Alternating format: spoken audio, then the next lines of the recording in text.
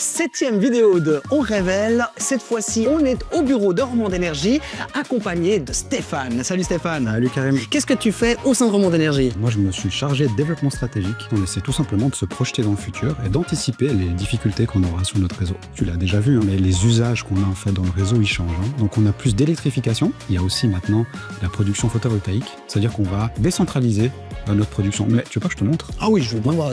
Avant, c'était une route à sens unique, depuis une production centralisée qui allait vers le consommateur.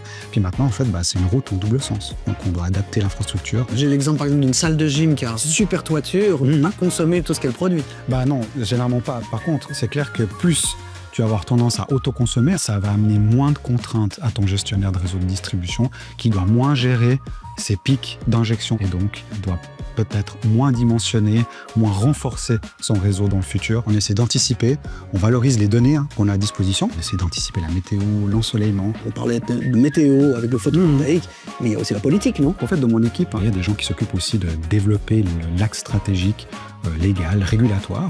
Il y a aussi des collègues qui s'occupent de la partie digitale du réseau.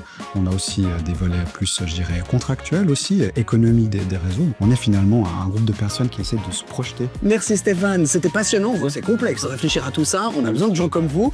Pour nous, c'était notre dernier épisode de cette saison et on se retrouve bientôt dans une prochaine.